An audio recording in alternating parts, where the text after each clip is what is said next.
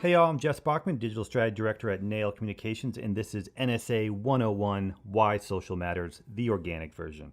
I know, I shouldn't even have to teach this course. You know social, you live it. You know it's important, but a lot of decision makers don't. So this course might help you make that argument to a client, a brand, or agency. To understand the importance of social media, we have to take it a step back to before social even existed.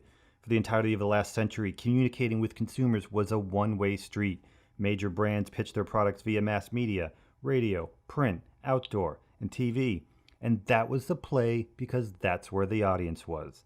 And the audience is still there for the most part, but they're online too. Up until the 2000s, the online strategy was the same.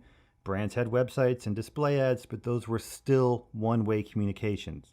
Enter LiveJournal, MySpace, Facebook, YouTube, and especially Twitter, and consumers are talking to each other en masse. The internet became a giant conversation with no gatekeepers. Individuals themselves, not just TV shows, could attract audiences in the millions. Normal people's social circles grew from a handful of real-life friends to the hundreds or thousands of online friends, and a simple product recommendation could travel very far. What does this mean? It means the one-way street is now a 10-lane highway that flows in all directions. Brands are talking to consumers, consumers are talking to brands, and to each other about brands. Brands are even talking to other brands.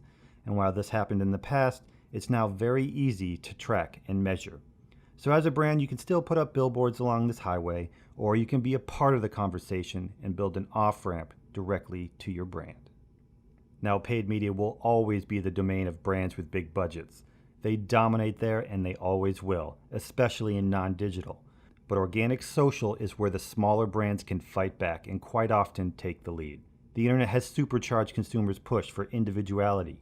Not only are there more brands than ever, but there's more ways for consumers to show off those brands. People have become billboards and brand evangelists to their small spheres of influence. Multiply those small spheres by, say, 196,000, and you have LaCroix going from almost 0% market share to 13% and the number 2 sparkling water brand in just a few years. They clobbered Perrier and Poland Springs, not because they outspent them, but because they started a conversation and then a community and casually let consumers know which off-ramp to get off at. This is great for brands with marketing budgets under $10 million, because while the currency of paid media is dollars, the currency of organic social is authenticity and connection.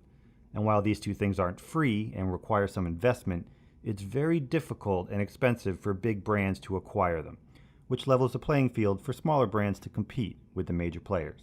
What's the ROI of social media? Well, Gary Vaynerchuck will ask you, what's the ROI of your mother? Well, I love my mom too, but I'd rather just calculate it. Organic social media delivers impressions. Impressions have value because otherwise you'd have to pay for them. This tweet by Burger King probably has around 250,000 organic impressions.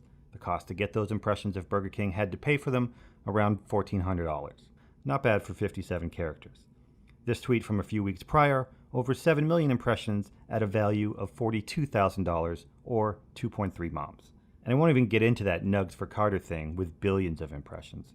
But do these tweets sell burgers? You're damn right they do. Not only does it reinforce top of mind, but each tweet or post pushes the consumer further along the spectrum from unaware of your brand to an evangelist of your brand. And evangelists don't just buy burgers, they get their friends to try the latest double quarter pounder rodeo barbecue Whopper as well.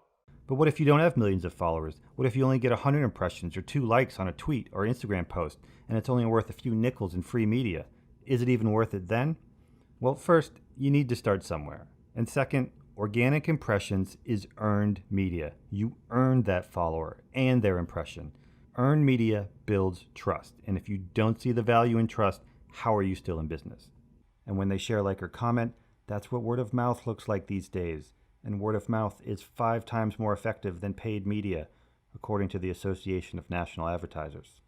And lastly, why organic social matters is because people are opting into your brand. You become the show, not the interruption. That social media profile that you built up is a real asset with real value. When your paid media spend is over, you might as well turn the lights off and go home.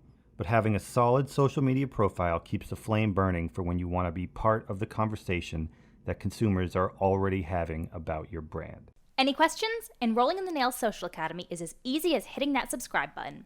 But if you're really looking for extra credit, our weekly podcast, NAIL Social Office Hours, is a pretty good use of your time too.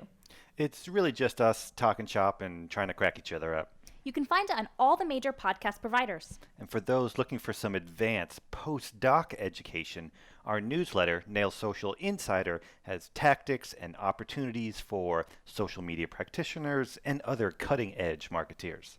And if you're just looking to hang out in the cafeteria, our Twitter has all the spicy hot takes you need. And lastly, NAIL.social on the web is our mothership. Come see how we actually manage to support ourselves in this business. Class dismissed!